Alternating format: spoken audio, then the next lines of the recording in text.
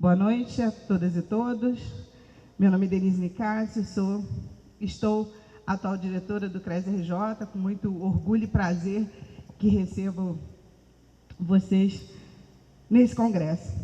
Essa mesa de agora, Lutas Sociais e Serviço Social, ela vem no momento crucial que o país está passando, e nela o serviço social, visto que está inserido nessa sociedade, né?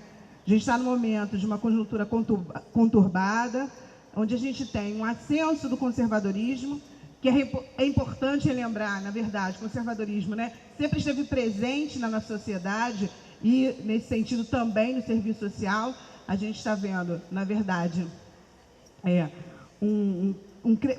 podemos dizer, um crescimento ou, digamos, né, uma exposição maior desse conservadorismo que sempre esteve presente, né, e nesse contexto também um acirramento das lutas de classe e, nesse sentido, a disputa por projetos de sociedade.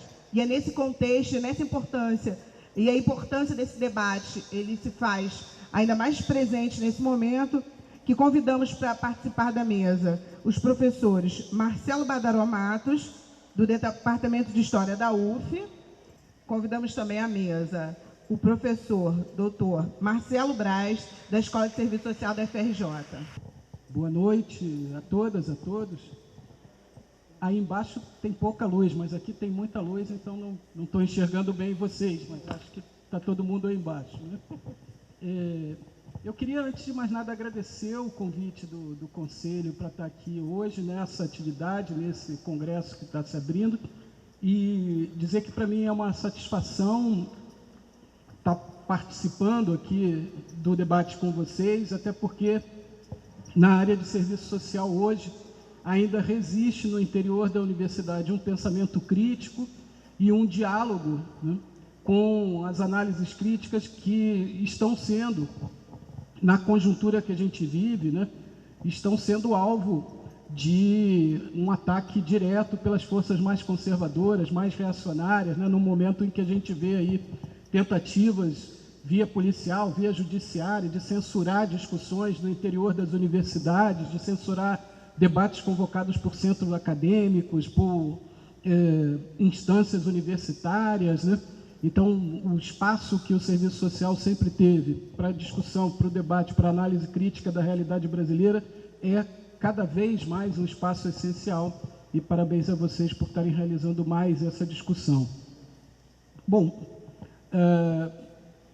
eu não teria como fugir hoje de uma abordagem sobre as lutas sociais que partisse das contradições do nosso presente, da conjuntura que nós estamos vivendo.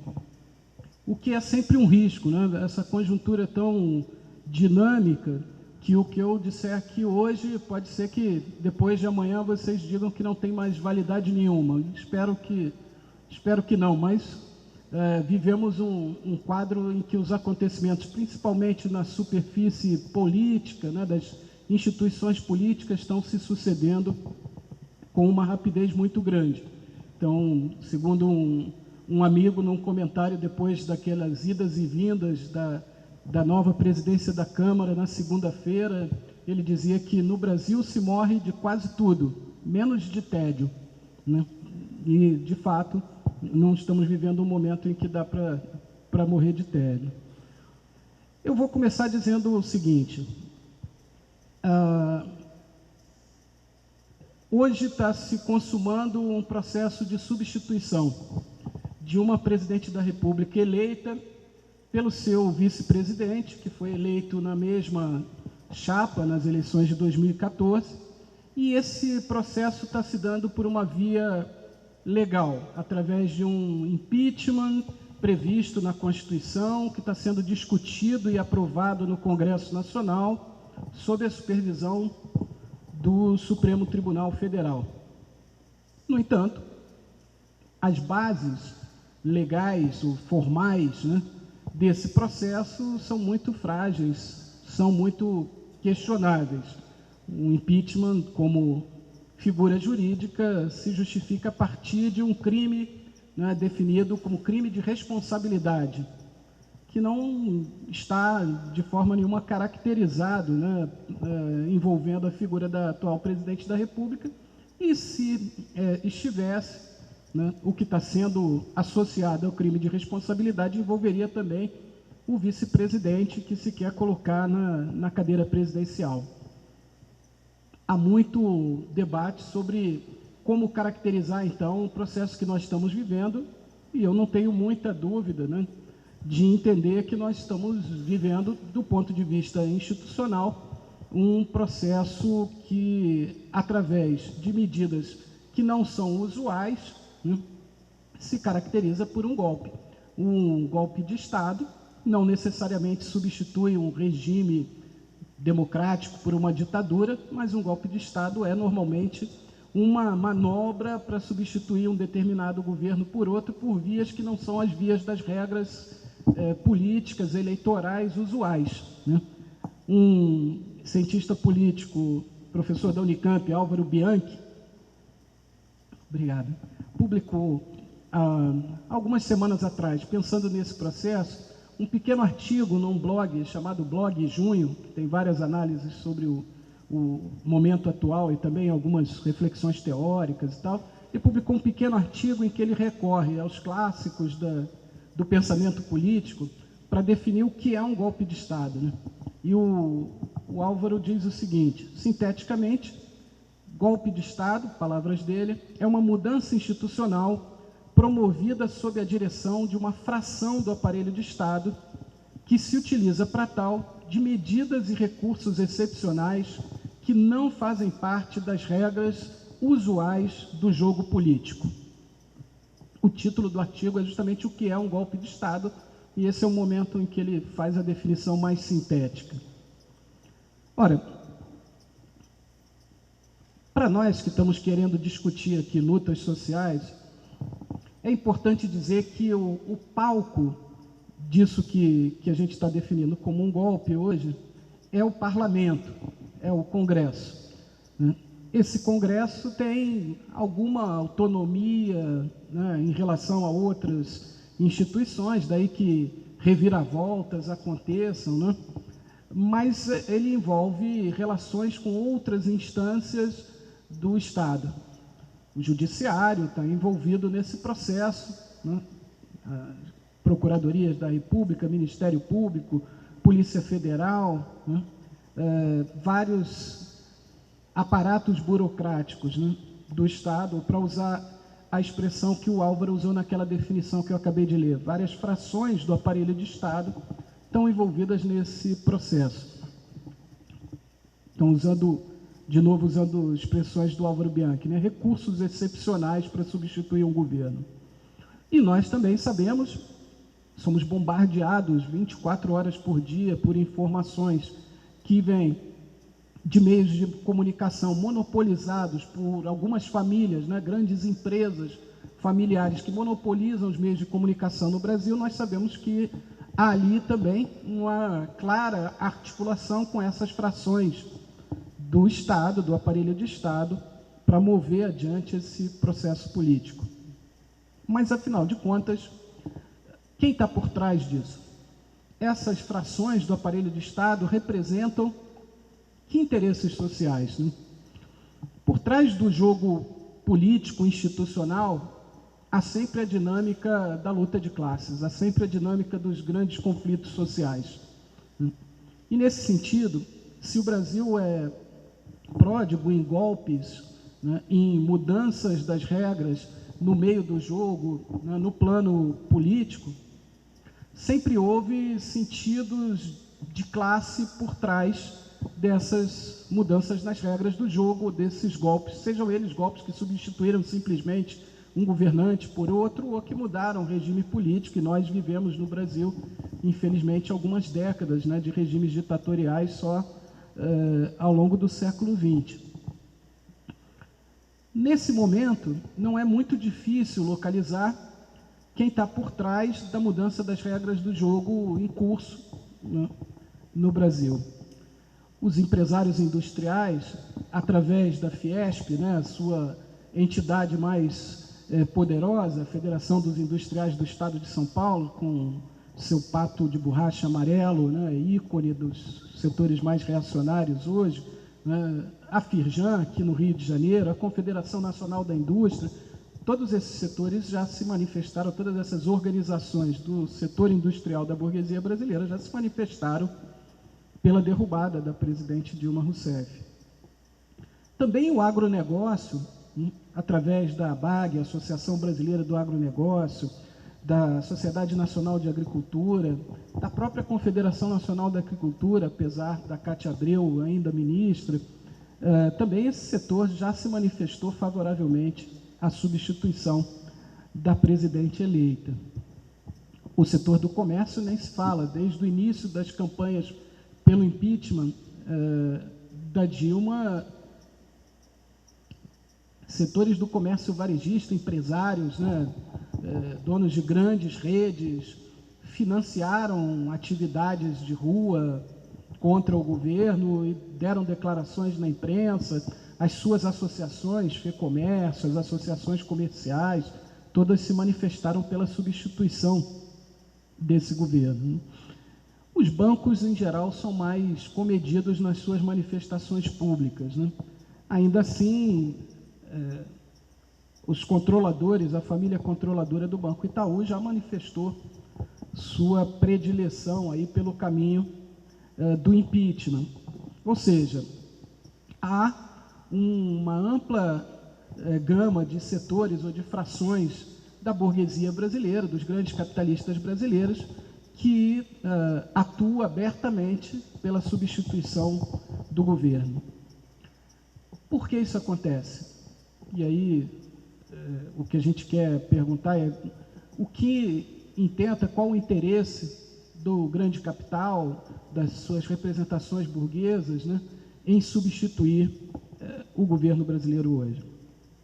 Me parece que a gente tem que perceber primeiro duas grandes questões de fundo para entender melhor esse processo. A primeira questão de fundo diz respeito à crise capitalista de dimensões globais, né, que desde 2008 está batendo a nossa porta, teve repercussões fortes em 2009, principalmente no Brasil, mas seus efeitos aqui tinham sido amenizados, né, por vários fatores, entre eles com destaque por um quadro internacional, do comércio internacional, em que houve um crescimento da demanda por produtos primários, né, produtos agrícolas, extrativos, e a gente está falando aí daquilo que o mercado, né, costuma chamar das commodities, né?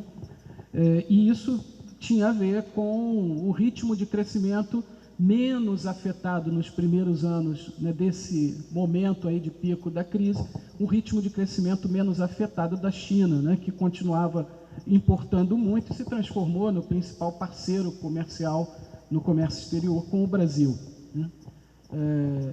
Uma dessas mercadorias em alta, né, com preço em alta no mercado internacional, era o petróleo, e o Brasil acabava de descobrir aí na virada da década de 2000 para a década de 2010 novas e promissoras reservas de petróleo. Então, a crise, em alguma medida, foi atenuada, né, no Brasil por conta desse quadro internacional relativamente favorável, no plano da exportação de produtos primários, de commodities. Por outro lado, houve aqui uma política econômica que visou manter aquecido o mercado interno, né, o mercado de consumo interno. Isso teve a ver com a elevação do poder de compra dos setores de salário mais baixo na classe trabalhadora brasileira, quer dizer, a elevação do poder de compra do salário mínimo que ocorreu nos últimos anos no Brasil tem um peso nisso, tem um peso também as políticas sociais focalizadas, né, que, embora limitadas no seu desenho, no seu escopo, na sua concepção, como vocês sabem muito bem, atingiram milhões de pessoas, né? E teve a ver também com uma expansão do crédito, desde o crédito consignado, né, descontado diretamente nos contra-cheques dos assalariados formais ou dos aposentados que recorreram a esse mecanismo, até o crédito direto ao consumidor.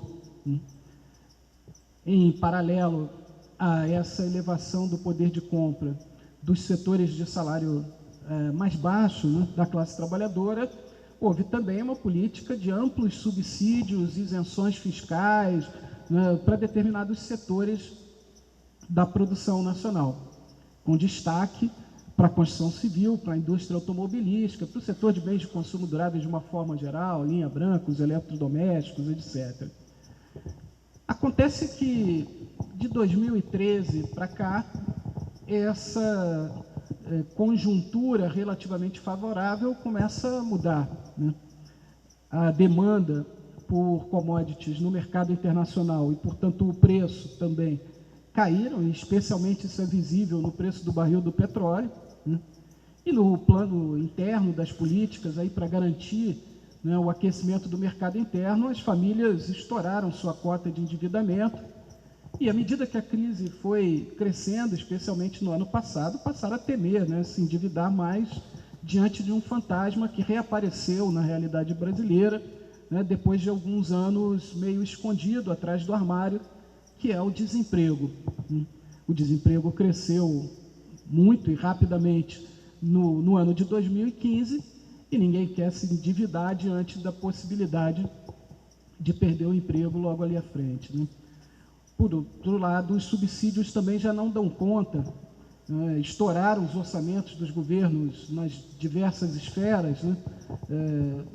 E a crise leva à baixa da arrecadação, o que é agravado, sabemos nós, pela política de juros estratosféricos praticada no Brasil, gerando um crescimento ainda maior dos encargos da dívida pública, né, que onera, que é a principal despesa dos orçamentos, né, das 3 esferas da administração pública.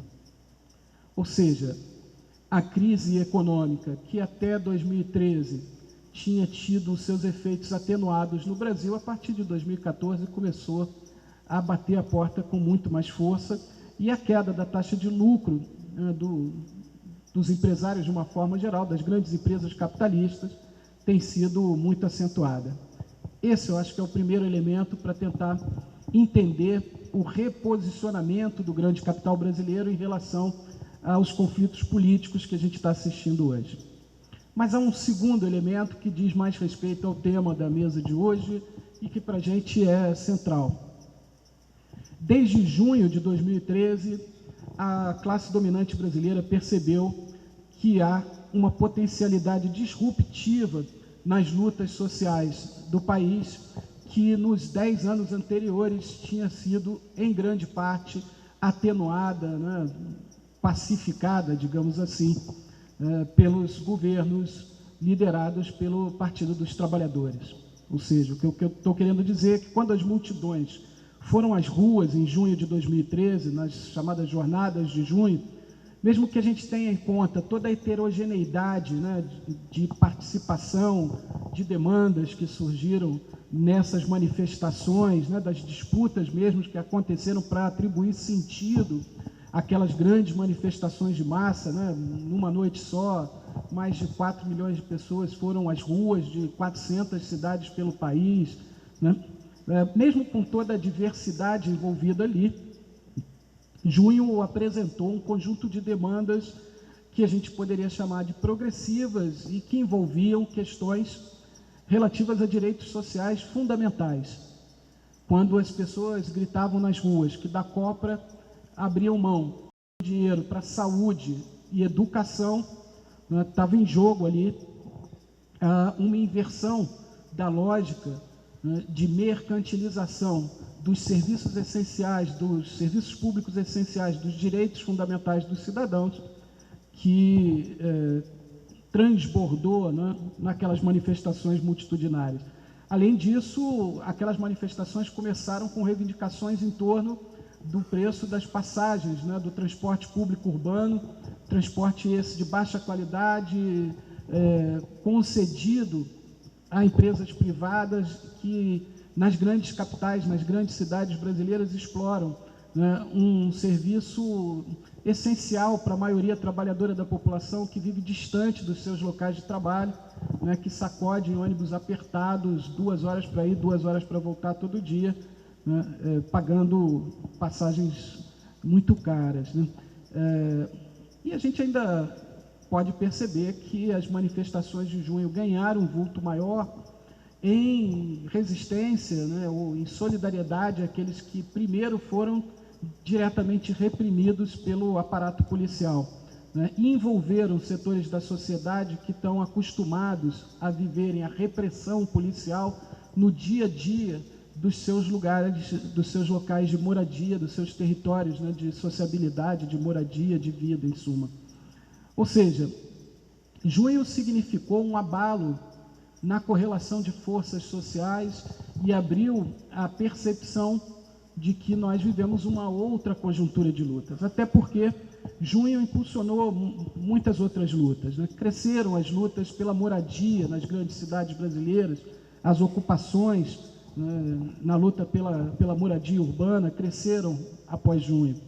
Cresceram lutas mais típicas da classe trabalhadora assalariada, como as greves, né?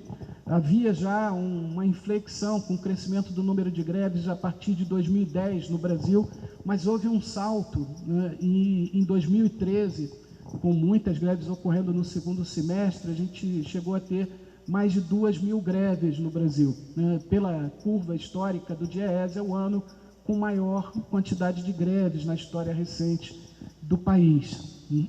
Algumas dessas greves se associaram diretamente àquelas demandas das ruas em junho de 2013. Esse é o caso, especialmente, desde então, das greves na área de educação, e a gente até vai voltar a mencionar isso. Ora, eu estou chamando a atenção para esses elementos para dizer, em relação aonde eu comecei, né, que a classe dominante brasileira começou a perceber, com a elevação da temperatura na luta de classes, a partir de junho de 2013, que era necessário elevar a temperatura também pelo lado de lá. Quer dizer, obviamente, isso significou, né, a pressão sobre o Estado para que reprimisse violentamente aquelas ações, mas houve também o estímulo ao crescimento e à ida para a rua de uma fração bastante, visivelmente reacionária, né, de organizações como o MBL, os Revoltados Online, aquela turma que apareceu pregando a intervenção militar constitucional, o que quer que isso queira dizer, né? Os adoradores do Bolsonaro, né? Toda essa fauna que a gente começou a identificar desde junho com uma gíria que veio de São Paulo, né? Como os coxinhas, né? E essa fauna, no fundo, ela é a ponta mais extrema de uma base social que foi mobilizada pelas classes dominantes para se contrapor e para disputar as ruas, né? Desde pelo menos o início da década de 60, a gente não via uma direita organizada disputando o espaço das ruas. Isso aconteceu a partir de junho de 2013, né? A base social mobilizada para isso é aquilo que genericamente a gente costuma chamar de classe média, mas é preciso ser mais objetivo, um pouco mais preciso, né, para entender isso. Ao longo dos governos, né, falando de 2013, dos primeiros 10 anos de governos liderados pelo Partido dos Trabalhadores, houve muita propaganda sobre a distribuição de renda no Brasil, sobre como tinha melhorado a distribuição de renda no Brasil. No entanto, se a gente olhar para os dados, e agora a gente começa a ter trabalho sobre os dados da Receita Federal, que é para além da distribuição de renda, nos permitem ter uma clareza maior sobre a distribuição da riqueza, né, acumulada no país, mas, de qualquer forma, se a gente for olhar com mais atenção para os dados de distribuição de renda no Brasil, vai ver que houve uma elevação, né, da renda, ou da participação na renda nacional, daqueles setores assalariados mais baixos, né, aqueles que estão na faixa dos 1, 2 e 3 salários mínimos, em relação ao total da renda nacional. Não foi uma grande elevação, mas foi uma elevação. No entanto, houve também uma elevação da participação dos setores mais abastados, quer dizer, daqueles que não vivem de salário, daqueles que vivem do capital, ou seja, os estratos superiores, né, os 10% superiores, especialmente o 1% superior da pirâmide da distribuição de renda no Brasil acumulou mais nesse período. Ora, se o setor assalariado mais baixo passou a ter uma participação um pouquinho maior, e o setor lá de cima, quer dizer, do capital realmente, ampliou também a sua participação, foram os estratos intermediários que foram achatados. O que houve de distribuição entre os assalariados foi uma queda no rendimento dos setores assalariados médios e uma elevação, né, dos salários mais baixos. Também houve mais dificuldades e elas crescem com a crise econômica entre aquele setor que a gente hoje, nos meios de comunicação, né, enxerga como os empreendedores, né, e que a gente mais tradicionalmente sempre chamou de pequena burguesia, né. Esses setores, de fato, têm descontentamentos objetivos em relação às políticas econômicas dos últimos anos. A carga tributária sobre eles cresceu, os salários decaíram nessas camadas médias, ou se os salários se mantiveram, a sua participação na renda nacional, né, decresceu, e, portanto, é aí que foi se recrutar, né, uma base social para manifestações de rua que pudessem dar um verniz de legitimidade, né, para as propostas da classe dominante brasileira hoje. Essa classe dominante, movida por esse tipo de preocupação, quer dizer, de um lado, em ter uma saída para a crise econômica que garanta um retorno às taxas de lucro anteriores, e, por outro lado, conter as lutas sociais de baixo, né, dos trabalhadores e trabalhadoras cuja temperatura subiu a partir de junho de 2013, essa classe dominante tem entre si diferenças visíveis, né? Ela compete em momentos de crise de forma ainda mais fratricida entre si para abocanhar o que der para abocanhar, né, de participação no mercado, né, num processo de concentração de capitais que sempre acompanha as crises econômicas. Mas, apesar dessa concorrência fratricida, né, do capital, há um certo acordo político em elementos de um programa mínimo que a classe dominante quer ver implantado no Brasil hoje. E esse programa mínimo ganhou o nome aqui de ajuste fiscal, nada mais do que o que há muito tempo está sendo chamado aí como resposta ao momento da crise capitalista após 2008, de políticas de austeridade, né? É um nome que na Europa a gente já está escutando desde 2009, 2010. E entre os vários elementos do que está em jogo com a ideia do ajuste fiscal, desse programa que unifica a classe dominante hoje no Brasil, eu acho que há duas questões que dizem respeito diretamente ao trabalho de vocês no serviço social e que vocês conhecem muito bem, conhecem até melhor do que eu. Uma delas é que a saída do ajuste fiscal significa avançar ainda mais no fundo público, né? Em momentos em que o capital está tendo dificuldade para manter a sua taxa de acumulação, ele encontra saídas avançando sobre o fundo público, né? E a gente conhece mecanismos como as privatizações, cada vez mais privatizações estão em pauta. O último quinquênio, os últimos 5 anos foi um quinquênio de aceleração das privatizações, mas se quer privatizar mais, ou como diz o Michel Temer, tudo o que puder, privatizar tudo o que puder. E não se faz privatização mais no Brasil só pela maneira clássica, né, de vender uma empresa estatal, vender um serviço para o setor privado. Há várias formas de privatização através da transferência da gestão. Vocês trabalham em áreas em que as organizações sociais, as OCIPs, né, têm assumido esse tipo de papel privatizante, né? Nos hospitais isso é mais visível, na área de saúde é mais visível, mas já está entrando na área de educação, na área de assistência de uma forma geral. E esse avanço sobre o fundo público sempre passou em todos os ciclos aí, das políticas econômicas no Brasil desde os anos 90, por uma proposta de mais reformas, ou a gente podia dizer contra-reformas, na Previdência Social, né? Ora, por esse aspecto, né, a gente já está vendo o outro lado desse ajuste fiscal, que é a retirada de direitos, né, direitos sociais, direitos trabalhistas, direitos fundamentais, né, da cidadania e da classe trabalhadora em especial. né? A ideia é diminuir ainda mais o custo de reprodução, o custo da força de trabalho para o capital, né? Aumentando a taxa de exploração sobre essa força de trabalho e retirar obstáculos legais que ainda possam, né, limitar em algum aspecto essa ampliação da exploração sobre a força de trabalho é um dos objetivos do ajuste fiscal, né?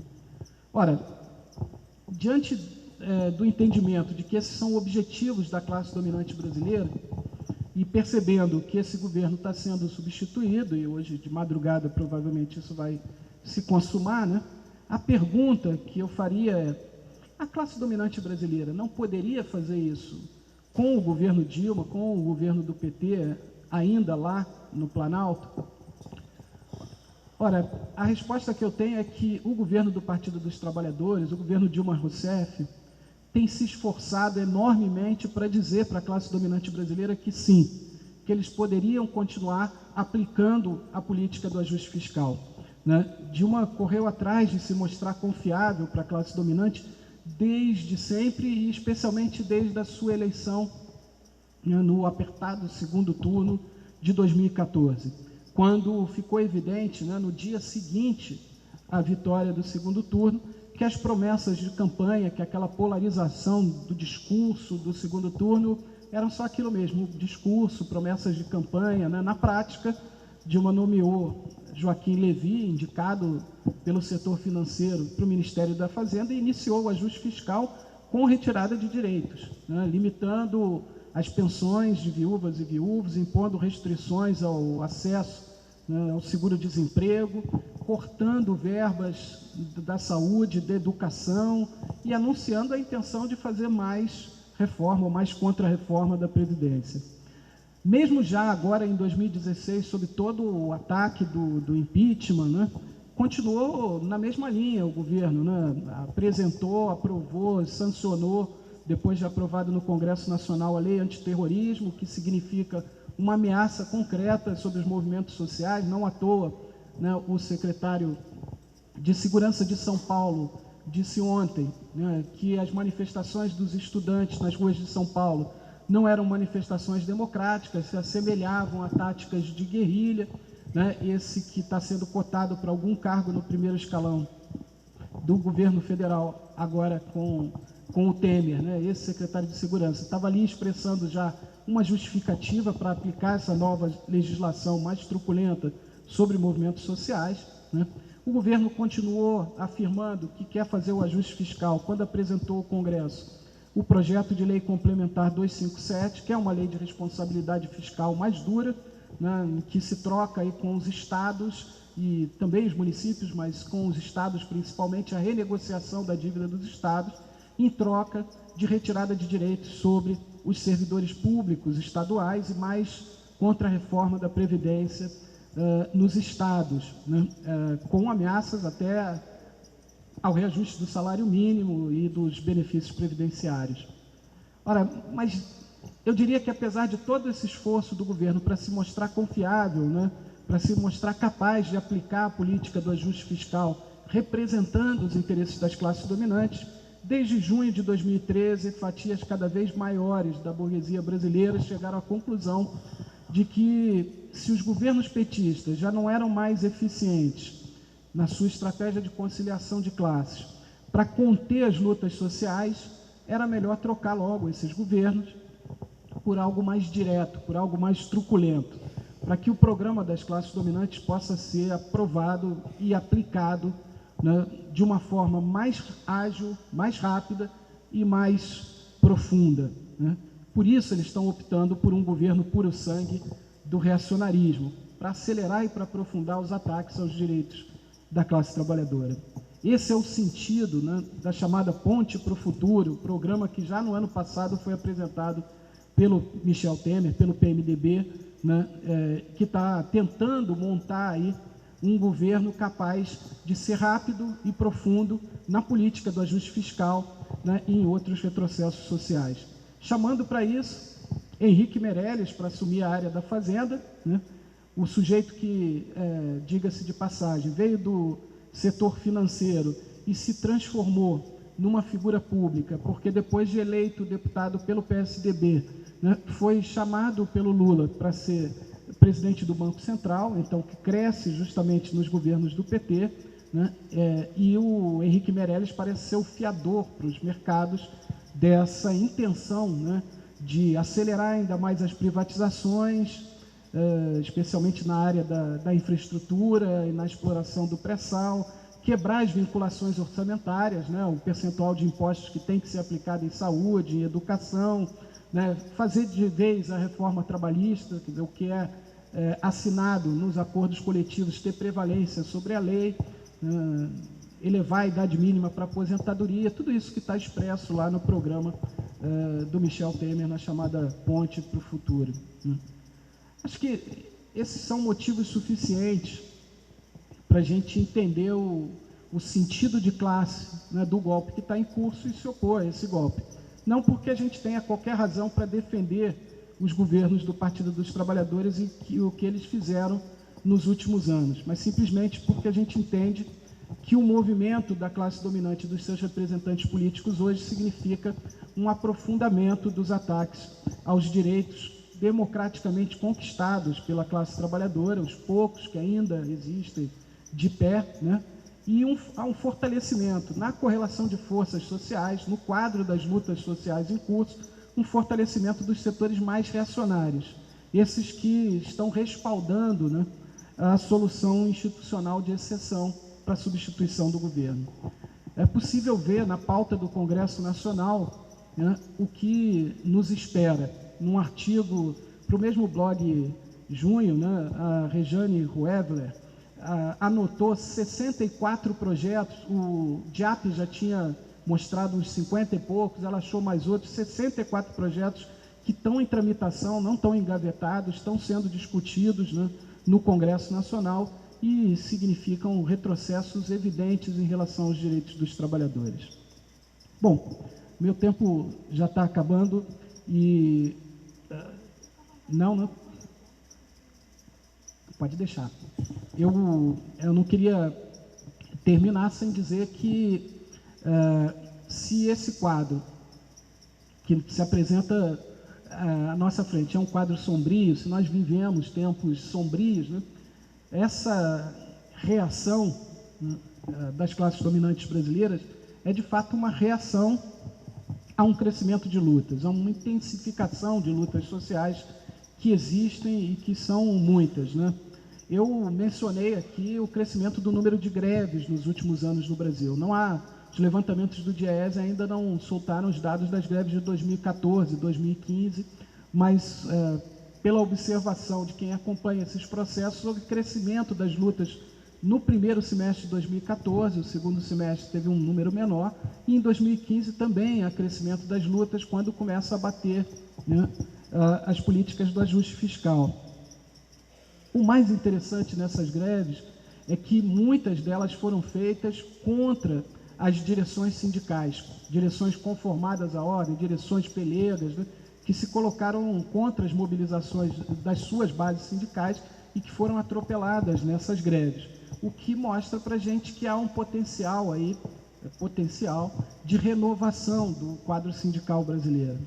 Houve também, como eu disse, um crescimento das ocupações urbanas, né, um fortalecimento de movimentos como o Movimento dos Trabalhadores Sem Teto, MTST e outros que lutam pela moradia.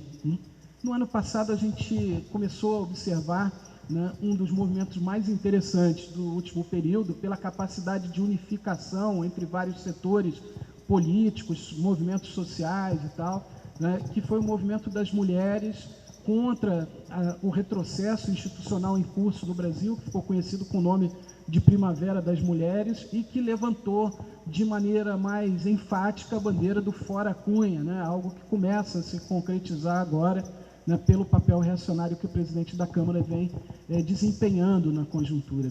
E nós estamos aqui numa escola, né, o Instituto Superior de Educação do Rio de Janeiro, ocupada por estudantes, como mais de 70 escolas estão ocupadas nesse momento no estado do Rio de Janeiro, e em outros estados do Brasil, em São Paulo, nos institutos técnicos. Ano passado, a gente viu esse movimento dos estudantes das escolas estaduais em São Paulo, em geral, viu isso acontecendo em Goiás, agora já são mais de 20 escolas ocupadas também no Ceará, né? E algumas dessas ocupações se articularam, como aqui no caso do Rio de Janeiro, a greves dos profissionais de educação, né? A área de educação, como eu disse, desde 2013, tem sido uma daquelas que mais tem se mobilizado, também porque, não só, mas também porque é uma daquelas que tem sofrido os ataques mais duros, né? Então, há muitas lutas em curso. É verdade que essas lutas são fragmentadas, né? Que nós ainda não temos no horizonte uma sinalização clara da possibilidade de unificação dessas lutas, né? Há muito esforço para construir espaços unitários para que essas lutas se elevem a um outro patamar, né? Um patamar capaz de responder a esses tempos sombrios, né? Reagindo aos ataques contra os direitos fundamentais dos trabalhadores. Para se ter uma ideia da dificuldade de elevação desse patamar, se na década de 1980 não era algo pouco usual, a gente vê os chamados à greve geral, e a gente assistiu pelo menos 4 greves gerais importantes, significativas no Brasil, durante os anos 80, de lá para cá, né? Esses chamados foram caindo cada vez mais no vazio, né? E mesmo numa conjuntura como a que a gente vive hoje, né, parece ser muito difícil organizar uma greve geral no Brasil, da mesma forma que parece ser difícil unificar as forças políticas consequentes de esquerda, né, da oposição de esquerda no país. Talvez a gente precise avançar a partir de uma base mais sólida, quer dizer, de uma base mínima de um programa, né, de resistência dos trabalhadores a esses ataques e de resposta dos trabalhadores à crise capitalista, né? Esse programa, com certeza, passa pela defesa de que a gente não está disposto a perder mais nenhum direito a menos, né? De que a gente entende que o desemprego que está batendo à nossa porta é uma ameaça letal para a classe trabalhadora e, portanto, a bandeira tradicional da redução da jornada de trabalho, sem redução de salário, para criar novos empregos, para abrir, né, mais postos no mercado de trabalho, se coloca mais atual do que nunca, né? Se o Estado está avançando sobre o orçamento da saúde, da educação, mais necessário do que nunca é a denúncia, né, de que o que é preciso é suspender e auditar o pagamento da dívida pública, né? Investir num plano de recuperação econômica baseado na ampliação dos recursos justamente para a infraestrutura das áreas sociais deve ser a nossa resposta à política do ajuste fiscal, né? Agora, medidas como essa, aqui eu vou soltando como bandeiras de alguém que está dando uma opinião num debate. Elas precisam ser construídas a partir dos movimentos reais, das lutas reais. O que eu estou querendo dizer é que nos falta unificar as lutas que estão em curso, tentar dar para elas um sentido político mais amplo, né? Diante de tempos sombrios como os que a gente vive, não há saída fácil. A gente precisa construir essas saídas juntos, né? Mas eu diria, e com isso eu concluo mesmo, que sempre tem que começar de algum lugar. Cada ocupação de escola que está acontecendo hoje é um momento em que essa discussão se coloca como essencial. Cada greve de categoria que está acontecendo hoje é um momento. Cada setor que está sendo ameaçado com desemprego, com o fechamento de escolas, de hospitais, é um setor essencial para a gente pôr essa discussão em curso. Como é essencial um espaço de discussão como esse que vocês têm aqui. E eu tenho certeza que vocês vão aproveitar bem esse espaço e nessa direção. Obrigado pela atenção de vocês. Talvez num debate a gente possa ampliar aí a discussão.